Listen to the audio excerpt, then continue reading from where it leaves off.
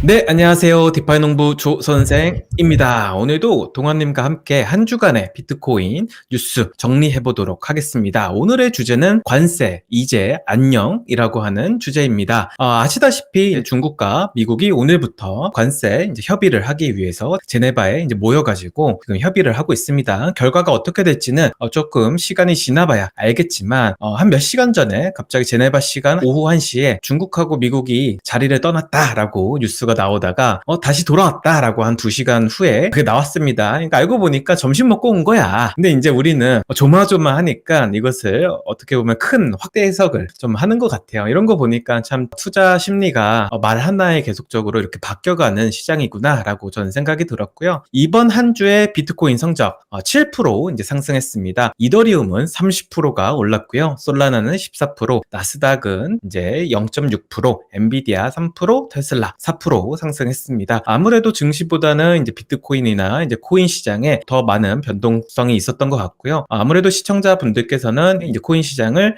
굉장히 좋아하시기 때문에 다들 좋은 성적을 내셨을 거라 생각이 듭니다. 동환님은 한 주 동안 어떤 생각이 드셨나요? 일단은 좋았던 거는 관세 때문에 이제 4월 달에 다들 고생을 많이 했잖아요. 근데 이제 그게 국면이 좀 끝나가는 것 같다라는 생각이 들었고, 그 관세 국면이 끝나가면서 비트코인 가격이 올라가는 걸 보고 다른 이제 에셋들이 이렇게 움직이는 걸 보면서 진짜 이 트럼프 정부에 있는 사람들은 약간 리딩방 재질이구나. 그래서 이 리딩방인데 얘네가 미는 게 비트코인과 이 암호화폐 쪽일 것 같다 라는 생각을 좀 했습니다. 그래서 이게 아직 확신은 아닌데, 그래서 정말 정신을 잘 차리고 있어야 올해 중요한 시기에 내가 먹을 수 있는 걸 다 먹을 수 있겠구나라는 생각이 또 들었습니다. 네, 너무 공감 가는 게 예전에 에릭 트럼프가 이제 이더리움 이제 3,000달러 때 이더리움 사라 이렇게 얘기도 했었고, 저는 며칠 전에 이제 큰 상승을 만들기 전에 바로 올렸었죠. 미국 주식을 사라 막 이런 식으로. 그래서 이제 대놓고 어떻게 보면 리딩방처럼 투자자들의 마음을 계속 움직여 주는 것 같아요. 그래서 굉장히 말씀하신 대로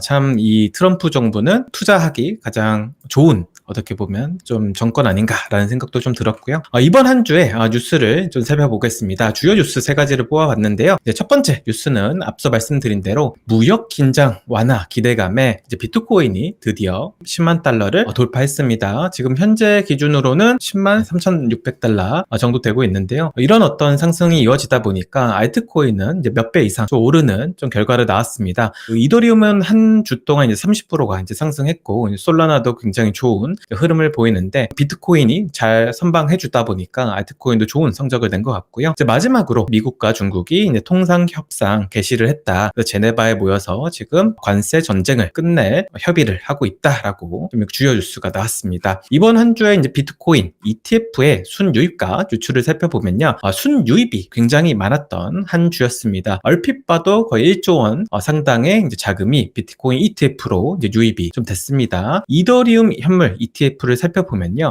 저는 이게 굉장히 좀 신기했습니다. 사실 순유출이 나왔습니다.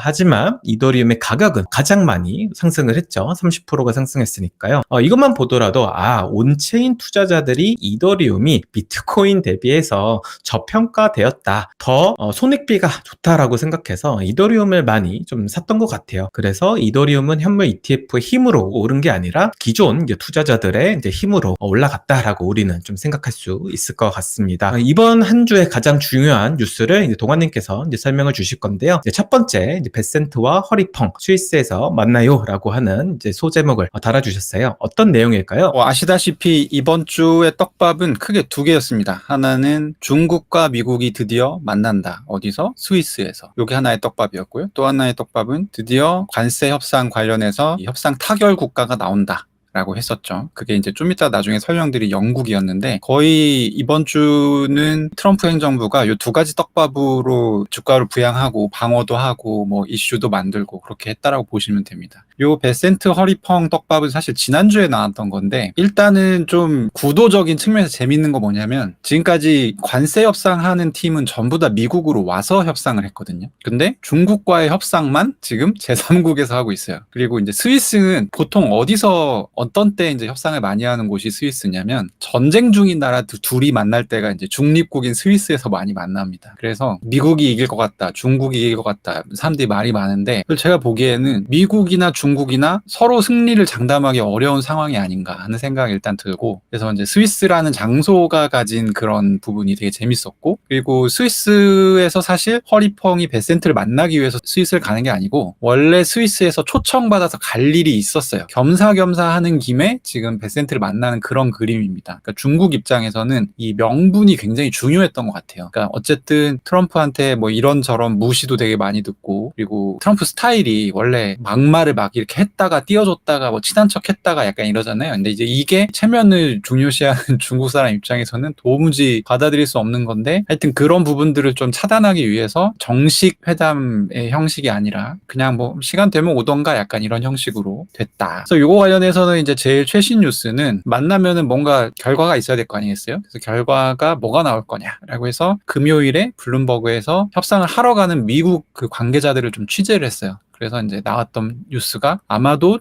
대중국 관세는 60% 정도에서 정리가 될 것 같다, 요런 이제 기사가 나왔었습니다. 근데 이날 되게 웃겼던 게 뭐였냐면, 블룸버그에서는 60% 예상이라고 했는데 트럼프가 하루 종일 이날 중국 관세는 80% 정도가 적당할 것 같아 라고 얘기했어요. 그래서 이게 되게 뭐랄까, 제 생각에는 블룸버그 기사가 당연히 맞을 것 같아요. 왜냐면 여러 사람을 취재했으니까. 근데 트럼프가 80을 얘기한 건 혹시라도 좀 얘기가 좀 잘 안 될 수 있잖아요. 근데 60 예상했다가 만약에 70이 나와, 그러면 이제 주식시장 내려가는 건데 80을 얘기했는데 70이 나오면 오히려 거꾸로 올라가니까 약간 그런 효과를 노리지 않았나 싶고, 그러니까 어쨌든 이제 트럼프가 얘기한 게 가장 그래도 보수적으로 얘기를 한 걸 거다. 80% 이하로 내려가게 되면 어쨌든 제 생각에는 무역 자체는 재개가 될 가능성이 매우 높다. 그래서 저는 이번 주에 샀었던 포지션 아직 그대로 가지고 있는 상황이고, 아마 내일 뭐 뉴스가 좀 나오고 그리고 월요일에 어떤 뉴스가 나오게 되면 그걸 처분을 하겠지만 그런 상황입니다. 트럼프가 얘기했었던 것 중에 좀 흥미로웠던 거는, 무역 협상이 아무리 잘 돼도 지금 영국 같은 경우는 보편 관세 10%, 상호 관세 10%거든요. 이게 둘 다 10%인데 이 관세를 매길 때 두 개를 합치는 게 아니라 둘 중에 높은 관세를 적용하게끔 돼 있어요. 그래서 영국은 어쨌든 관세가 10%인 건데, 지금 트럼프 얘기는 무조건 보편 관세 10%는 유지할 거다. 이게 뭐냐면, 관세는 무역 매출에 이제 맞춰서 매기는 세금이기 때문에 앞으로 미국이랑 무역할 나라는 일단 10%는 그냥 내고 들어간다라고 생각을 해야 된다는 것이죠. 이런 부분에 있어서 트럼프가 만약에 이대로 이 분위기대로 굳어진다고 하면 상당히 좀 표심을 얻을 수 있겠다. 왜냐하면 없던 세금을 10%를 이제 걷게 됐잖아요. 그런 부분들 때문에 하여튼 좌충우돌 끝에 트럼프가 좀 이득을 보는 구조로 가게 되지 않나라는 생각을 하고 있습니다. 네, 이제 두 번째 뉴스를 좀 상세하게 들여다봐야 되는데, 5월 이제 FOMC 금리 동결 이후에 6월도 동결일 것이다라고 하는 목소리가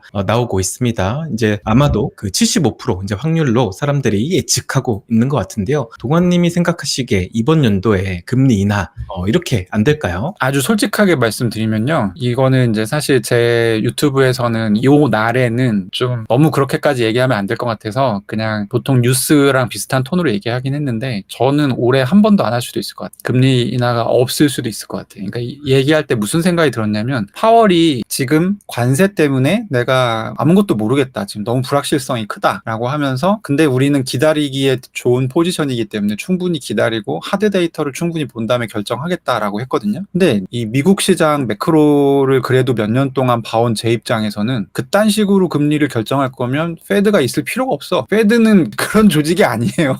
왜냐하면 파월이 작년 8월까지만 해도 50bp 한꺼번에 내리지 않았습니까? 근데 그때 뭐 하드 데이터가 부서진 게 있었냐면 없었어요. 근데 갑자기 50bp나 막 이래가지고 시장에서 난리가 났었는데, 그러니까 제가 볼 때는 저의 내피셜입니다만 트럼프가 금리 인하 너무 좋아하니까 난 절대로 주지 않을 거야, 약간 이런 느낌이고, 나왔었던 얘기는, 파월이 얘기한 거는 이 스태그플레이션이라는 단어는 쓰지 않았지만 스태그플레이션과 다름없는 어떤 상황, 그러니까 고용이 부서지고, 그러니까 경기 침체가 오는 동시에 물가가 올라가는 그런 상황에 대한 우려를 계속 얘기를 했어요. 그러면서 그 상황이 생길 수 있는 경우의 수의 유력한 이유를 관세 정책으로 들었어요. 그러니까 트럼프가 관세 정책 하고 있고 스태그플레이션 올 것 같아. 아, 나 몰라. 근데 우리는 아직까지는 그래도 여유가 있으니까 데이터를 좀 보면서 기다릴게. 이게 이제 파월의 톤이었고요. 그러다 보니까 당장 자기들이 개입을 안 해야 하는 쪽으로 자꾸 해석을 해. 그러니까 가령 1분기 GDP 같은 경우는 마이너스 0.3이 나왔잖아요. 다들 아시다시피. 그러면은 일단 GDP가 안 좋게 나온 거기 때문에 여기에 대해서 대응을 해야 되거든요. 근데 파월이 뭐라 했냐면 1분기 GDP를 보면 여전히 경제가 강한 상태로 상승하는 걸 볼 수 있다. 이렇게 얘기를 해요. 굳이 선해를 좋게 해석하자면 1분기 GDP가 안 좋게 나왔던 거는 수입량이 많아서 그렇거든. 그러니까 이 수입을 제외하면 다른 거는 지표가 좋다는 거예요. 근데 그런 식으로 할 것 같으면 안 좋은 지표가 어딨어. 다 좋게 해석할 수 있지. 그래서 일단 5월 FOMC에서 파월이 제일 많이 했던 표현이 뭐냐면 wait and see라는 표현을 많이 했어요. 기다리고 지켜보겠다. 무슨 질문을 해도 wait and see 막 약간 이래가지고 계속 듣고 있다 보니까 약간 노이로제에 걸릴 것 같더라고요. 아무튼 그래서 FOMC는 어쨌든 이렇게 끝났다. 근데 저는 좀 걱정했던 건 파월이 매파적인 발언을 좀 더 할 수도 있었어요. 사실 데이터를 우리가 지켜볼 거야 라고 말을 할 수도 있고, 아, 지금은 금리를 내릴 생각 자체를 할 수 없는 타이밍이다. 뭐 이렇게 똑같은 말이라도 더 못되게 할 수 있는데 다행히 그렇게 얘기를 하진 않았다. 그래서 어쨌든 FOMC가 최근에 있었던 것 치고는 굉장히 시장에 아무런 데미지를 주지 않고 그냥 스르륵 넘어가는 그런 FOMC였고, 이 FOMC 끝나고 나서 6월 금리 동결 확률은 75%로 증가를 했습니다. 그리고 여기 보시면 요거는 이제 제가 비교하기 위해서 FOMC 이전과 이후의 데이터를 이렇게 갖고 온 건데요. 보시면 뭐가 달라진 거냐면 오른쪽 표의 두 번째 줄 보시면 75.3이라 써 있죠. 근데 왼쪽 표의 두 번째 줄 보시면 68.9라고 돼 있어요. 그래서 FOMC가 지나니까 금리 동결 확률이 한 7% 정도 상승한 거예요. 그리고 중간에 보면은 2025년 10월 29일에 원래는 금리가 이제 하나 내려가는 게 FOMC 이전의 데이터였는데 그게 동결로 바뀌었죠. 오른쪽 표 보시면. 그래서 10월에 금리가 한 차례 내려갈 거를 12월로 이제 늘리는 효과. 그래서 FOMC다 보니까 사람들이 다 그렇게 생각한 거예요. 아, 파월 금리 인하 좀 안 하겠네. 뭐 약간 이렇게들 다들 생각한 거죠. 그래서 어쨌든 전반적으로 보면 매파적인 FOMC이긴 했지만 그래도 주식이나 비트코인 가격에 큰 데미지는 없었다. 이렇게 설명할 수 있겠습니다. 네, 그리고 중국 인민은행에서 시중에 돈을 이제 풀겠다라고 좀 발표했습니다. 많은 이제 예전부터 이제 투자하셨던 이제 분들은 사실 중국 쪽에서 돈이 풀리면 비트코인으로 이제 유입될 가능성이 높다라고 많이들 좀 얘기를 하고 계신데, 이게 실질적으로 이제 시장에 큰 영향을 줄까요, 동원님? 일단은 중국이 돈을 이제 1조 위안이면은 1,300억 달러 정도 되거든요. 그래서 뭐 적은 돈이 아니고 중국이 이렇게 돈을 풀면 어쨌든 돌고 돌아서 비트코인의 유동성에 영향을 줄 수밖에 없어요. 그리고 우리도 지금 글로벌 M2를 보고 비트코인 가격이 뭐 오를 거니 내릴 거니 뭐 이런 거를 예측하잖아요. 그런 것처럼 전체적인 유동성 공급이라는 측면에서는 호재라고 볼 수 있고, 근데 이거는 사실 그 비트코인 가격에 직접적인 영향을 줘서 좋다기보다는 이 시점이 저는 되게 중요한 것 같아요. 밑에 보시면 2025년 5월 7일이라고 여기 약간 회색 글씨로 써 있잖아요. 그러니까 요 시점에 요 발표가 나온 건데 이게 중국과 미국의 관세 협상이 발표된 직후예요. 그날 바로 이게 나왔어요. 그래서 제 생각에는 관세 협상 과정에서 뭐 이런 얘기가 나오고 저런 얘기가 나올 수 있는데 거기에 맞춰서 일종의 예방주사 같은, 지금 보면 EU도 금리 내렸거든요. 그리고 내릴 수 있는 상태에 있는 나라들은 다 내렸어요. 관세 대응을 하기 위해서. 그래서 중국도 지금 관세 대응을 하기 위해서 이걸 내렸다고 볼 수 있고, 자세한 내용을 보면 일단 뭐 시중의 은행의 지급 준비율을 50bp 내리고, LPR이라고 해서 중국에는 기준금리라고 하는 것들이 되게 많아요. 한국은 한 개고 미국도 한 개잖아요. 근데 중국은 되게 많고, 그 중에 우리가 기준금리라고 뭘 보냐면 이 대출 우대금리 LPR이라는 금리에 1년짜리 금리를 봅니다. 근데 그거를 10bp를 내렸어요. 그래서 기준금리를 사실상 10bp 내린 효과이고, 부동산 경기 부양을 위한 이 주택대출 금리도 같이 이제 내리겠다라고 얘기를 했기 때문에 이런 부분들이 좀 제가 볼 때는 어떤 쪽을 봐야 되냐면, 아, 이번에 중국이 상당히 급하구나. 관세 협상에 응해야 되는 이유가 있구나. 라는 생각이 들어서 저는 그것 때문에 사실은 지금 홀딩하고 있는 거거든요. 그래서 그런 부분들이 생각할 수 있기 때문에 좋은, 중요한 뉴스였다. 않을까라고 생각합니다. 네, 그리고 이번 주에는 사실 이 뉴스도 굉장히 큰 영향을 좀 끼쳤습니다. 미국과 영국이 관세 협상을 타결했다라고 좀 얘기가 많이 나왔고, 뭐 영국 자체는 원래 손해볼 게 없는 사실 위치였다고 하더라고요. 영국이 어떻게 보면 가장 협상하기 좀 쉬웠던 나라기 때문에 미국과 영국이 이제 협의를 하고, 그럼으로써 뭔가 이게 기준점이 돼서 앞으로 이 기준을 근거로 해서 이제 다른 나라들도 해 나갈 거다라는 좀 얘기가 있었어요. 동원님이 생각하시기에 이 미국과 영국의 관세 협상 어떻게 이렇게 일찍 타결이 됐을까요? 일단 제일 큰 이유는 첫 줄에 썼지만 작년 기준으로 봤을 때 미국이 799억 달러를 수출하고 681억 달러를 수입했으니까 대략 한 120억 달러 정도 흑자 내는 나라예요, 영국은. 그러니까 미국이 돈을 더 많이 버는 관계예요. 근데 지금 관세 매기는 대부분의 나라들은 미국이 돈을 뺏기는 나라거든요. 그러니까 미국이 적자 보고 있는 나라들이 EU, 뭐 한국, 일본, 중국 이런 나라들을 이제 어떻게 한번 해보겠다라고 하면서 이제 관세를 들고 나온 건데, 이 영국 같은 경우는 미국이 흑자 보고 있는 나라니까 그거 좀 이것저것 뭐 챙겨줄 수 있는 게 많지, 이 미국 입장에서. 그래서 협상이 더 쉬운 거고, 그리고 이제 여러 가지 또 꼼수가 있어요. 지금 보면은 주력 항목이 이 50억 달러치의 새로운 수출이 생긴다라고 했는데, 에탄올, 소고기, 곡물, 화학, 기계 및 농산물 분야. 에탄올은 이게 이제 맥주 만들 때 에탄올을 쓴대요. 그래서 에탄올은 그 용도인 거고, 소고기는 이 50억 달러치의 아마 상당한 부분이 소고기인데, 이 영국에서 미국 소고기를 수입을 안 해가요. 왜냐하면 그 식품 기준에 안 맞는데 무슨 호르몬 뭐가 있어가지고, 그래서 50억 달러치의 숫자는 들어가는데 실제로 수입 안 될 가능성이 높아요. 그리고 이제 뭐 농산물 이런 분야들은 이제 중국으로 갈 거 영국이 좀 사주는 약간 그런 느낌인 것 같고, 그러다 보니까 이렇게 가게 되면 60억 달러의 새로운 관세 수입이 생깁니다. 여러분 잘했죠? 이게 이제 트럼프 정부의 주장인 것이고, 미국에 대한 영국 관세는 원래 5.1%였대요. 근데 그게 이제 1.8%로 줄어드는 거고, 영국에 대한 미국 관세는 원래 3.4%였대요. 근데 그게 10%로 늘어나는 거니까, 그러니까 미국은 세금을 덜 물고 영국은 세금을 더 물고, 그러니까 미국 사람들이 보기에 잘했네 이런 생각이 들겠죠. 그래서 이제 그렇게 보이는 거에 좀 잘 주안점을 맞춰서 협상을 하지 않았나 싶고, 이 100억 달러치 보잉 항공기 부품 조합 계약은 이거는 이제 트럼프가 아마 딜을 쳐온 것 같아요. 그래서 이것 때문에 그날 보잉 주가가 완전 떡상을 했었고, 제가 볼 때는 많이 양보한 거는 이 두 가지예요. 지금 25%씩 그 산업 부문별로 관세를 매겨놓은 게 자동차, 철강, 알루미늄 뭐 이런 거거든요. 근데 자동차 같은 경우는 10만 대 쿼터를 두고 이 관세를 25%에서 10%로 줄여주기로 했어요. 근데 이게 일본도 이걸 되게 줄이고 싶어 했어요. 왜냐하면 일본 같은 경우는 전체 고용의 8%가 자동차 산업에 물려 있어요. 그래서 자동차 산업이 굉장히 중요하고, 근데 갑자기 수입 관세를 25% 매긴다고 하니까 그러면 수출이 안 될 거잖아요. 그래서 이걸 어떻게든지 줄이려고 했는데 결국에 미국이 안 줄여줬어요. 근데 그거를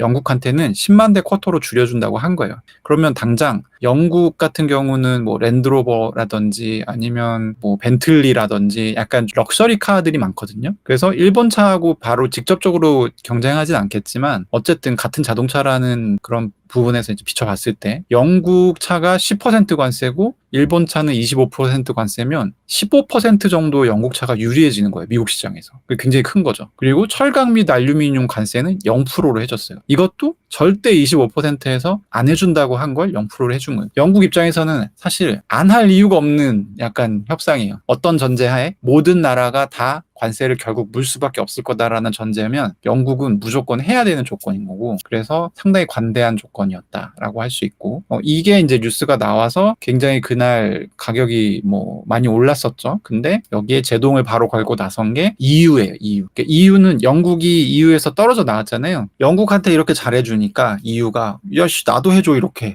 얘기를 하면서 근데 막 개꼬장을 부려가지고 뭐 이렇게 안 해주면 우리가 너네 어떻게 괴롭힐 거고 막 이런 걸 이렇게 디테일하게 해서 딱 미국장 끝나기 30분 전에 발표했죠. 그래서 이날 비트코인은 97,000달러에서 103,000달러까지 6% 상승했지만 나스닥은 2% 정도 상승하다가 그 EU 뉴스를 맞고서 다시 낙폭을 줄여서 이제 1% 정도로 상승을 마감을 했었죠. 그래서 어쨌든 EU도 이제 그 얘기를 해야 되는데, 어쨌든 제가 볼 때는 이 영국의 이 딜이 마무리가 된 게 굉장히 크다. 그래서 앞으로 이런 톤으로 계속 가다 보면 트럼프는 꽤 좋은 평가를 받을 수 있지 않을까라는 생각이 들었습니다. 네, 이제 마지막으로 이제 비트코인과 알트코인 시장에 꽤 많은 사람들이 지금 포지션을 들고 있습니다. 그 중에서도 선물 거래가 가장 지금 활발히 좀 움직이고 있고, 아무래도 이제 상방을 많이 좀 보고 있는 것 같아요. 그렇기 때문에 우리가 비트코인 미결제 약정과 청산 맵을 한번 살펴볼 필요가 있는데, 동아님이 한번 설명 부탁드리도록 하겠습니다. 이거는 제가 아까 오전에는 유튜브에 올렸는데 그 자료가 바뀌어가지고 다시 한번 여기서 소개를 드리는데, 위에 있는 자료는 코인글래스라고 하는 이곳의 미결제 약정, 비트코인 거래소의 선물 미결제 약정을 나타낸 자료예요. 보시면 이 노란색은 비트코인 가격이고요. 이 초록색 반은 쌓여있는 미결제 약정의 규모입니다. 보시면 노란색이 제일 높았었던 시점이 12월 중순 그리고 1월 20일 정도, 이때 이제 10만 8천 달러를 나란히 갔었던 시점이죠. 그거 보면은 이 비트코인 가격이 올라갈 때는 미결제 약정이 따라서 올라가죠. 그리고 내려올 때는 따라서 내려옵니다. 이런 이제 패턴이 있어요. 최근 한 2년 동안 쌓인 패턴이에요. 근데 요 이제 10만 8천 달러까지 갔을 때 이 미결제 약정이 찍고 내려오고 찍고 내려오는 그런 패턴이 나타납니다. 그것이 이제 한 미결제 약정 수준으로 보면 한 700억 달러 정도 되는 수준인데, 지금의 이 미결제 약정 천장이 700억 달러에 있다고 봐야 될 것 같아요. 그래서 700억 달러를 터치하면 그때는 내려온다. 근데 물론 그러면은 영원히 상승이 불가능한 거 아니냐, 이런 얘기 하시겠죠. 그러니까 700억 달러를 찍었는데도 안 내려오고 가격이 올라간다라고 하면 그때가 바로 이제 우리가 얘기하는 그 특이점이 나타난 것이고, 그때는 이제 우리가 온 체중을 비트든 뭐 어디든 실어야 되는 것이죠. 어쨌든 알아둬야 될 건, 지금 2번을 찍고 천장이 확인됐기 때문에 이번에도 천장을 찍었는지가 중요하잖아요. 이번에는 690억 달러까지 올라갔다가 지금 649억 달러까지 내려왔다가, 그리고 이게 이제 오늘 새벽까지 그러면 10만 3천 달러에 딱 와 있었는데, 아까 오후 정도에 10만 4천까지 올라갔었죠. 그 과정에서 또 한 10억 달러 정도가 올라갔습니다. 그래서 지금은 애매한 구간이에요. 사실 이게 700억 달러까지 갔다가 그냥 다시 내릴 수도 있어요. 뭐랑 결합되면 그렇게 될 것 같냐면, 가령 중국이랑 미국이랑 한참 얘기했는데 안 되겠다, 그리고 막 갑자기 내일 오후에 협상 결렬 딱 뜨면 막 내려갈 수 있는 거죠. 그리고 그게 이제 밑에 장표가 그거와 관련해서 중요한데, 이거는 많이 보시는 청산 맵이라는 거예요. 여기에 이렇게 또 막대기가 쌓여 있죠. 이게 파생 포지션. 빨간색이 현재 가격이고요. 왼쪽에 있는 거는 롱 포지션. 오른쪽에 있는 건 쇼 포지션이에요. 그래서 이 롱 포지션과 숏 포지션이 각각 이 스퀴즈를 일으킬 수 있어요. 스퀴즈라는 건 뭐냐면 지뢰밭이라고 생각하시면 돼요. 그래서 저 빨간 선이 왼쪽으로 움직이면 지뢰가 하나씩 터지는 거예요. 근데 지뢰가 터질 때 파편을 튀기잖아요. 엄하게 다른 지뢰가 같이 막 동반해서 터지고, 그래서 지뢰밭이 그냥 한 번에 파바바바 그러면서 터질 수 있잖아요. 그러니까 이게 이런 식으로 촘촘하게 많은 양의 이 파생 포지션이 특정 가격대에 이렇게 몰려 있으면 연쇄청산이 일어나는 경우가 많아요. 연쇄청산이 일어날 때는 트리거가 되는 약간의 하락이 있으면 쭉 밀리거든요, 가격이. 그래서 이렇게 됐을 때 지금 어디까지 밀릴 수 있냐면 10만 달러까지 밀릴 수 있어요. 그러니까 지금 기준으로 한 3,500달러가 내려갈 수 있는 거죠. 그러면 3.5% 떨어지는 거니까 레버리지 잡으신 분들은 손해가 굉장히 크겠죠. 아무튼 그런 일이 발생할 수 있다. 어떻게 되면? 중국과 미국의 협상이 혹시라도 결렬되면. 그래서 이제 저는 다른 분들한테 추천할 때는 지금 이제 수익이 좀 많으시면 약간 익절을 좀 하시고 리스크 대응을 하시는 게 좋다. 물론 저는 안 하지만 저는 확신이 있으니까 안 하는 거고, 그런 이제 추천을 좀 드립니다. 이런 상황이다라는 거 정도는 알면 좋을 것 같습니다.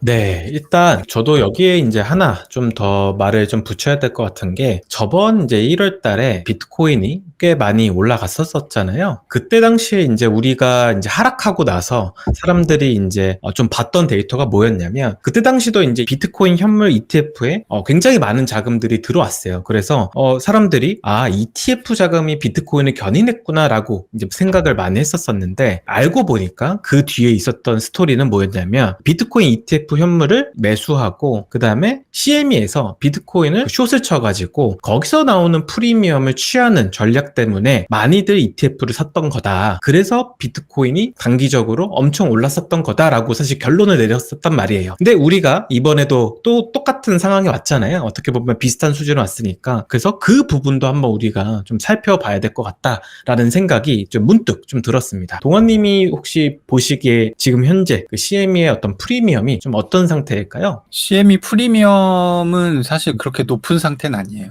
높은 상태는 아니고 지금 타이밍 자체가 그 전략은 지금 같은 이 격동의 시기에 쓸 수 있는 전략은 아니에요. 그러니까 사실 모르잖아. 지금 어떤 재료가 어떻게 터질지를 모르기 때문에 그렇게 이제 스프레드 놀이를 하다가 갑자기 무슨 호재가 터지거나 예상치 않았던 방향으로 시장이 가게 되면 손해를 볼 수 있거든요. 그래서 그거는 평상시에 그러니까 돈이 꾸준히 들어오고 어떤 프리미엄이 이렇게 형성돼 있을 때 할 수 있는 전략이고 지금 같은 경우는 뭐 비트코인이 4월 중순에는 같이 나스닥이랑 떨어지다가 갑자기 디지털 급인 것 같아요. 그래서 막 또 좋은 취급을 막 받다가 또 같이 또 막 떨어지고 약간 종잡을 수 없는 상태라서 지금은 제가 보기에는 이거는 네이키드에 가깝다. 순수 유입에 따라서 올라가는 게 맞는데 말씀하신 부분을 좀 저희가 경계를 해야 되는 측면이 있긴 합니다. 네, 왜냐면 그때 너무 뻔히 보였는데 그거를 체크를 못해서 어떻게 된통 당했던 느낌이 있거든요. 그러다 근데 이제 그런 얘기를 많이 하시는데 사실 그거를 우리가 알고 있었다 한들 딱히 대응할 수는 없어. 그쵸. 왜냐하면 우리가 똑같이 따라하는 뭐 그런 건 할 수 있겠지만 맞습니다. 그래서 그렇죠. 항상 정고점을 근접했으니까 다들 이제 자기가 생각한 대로 이제 움직이시면 될 것 같습니다. 리스크 관리를 하고 싶은 사람은 좀 리스크 관리를 하시면서 좀 하시면 좋을 것 같고요. 네, 오늘도 동환님과 함께 한 주간의 비트코인 뉴스 정리해봤습니다. 디파이 농부 조선생은 더 나은 컨텐츠로 찾아뵙도록 하겠습니다.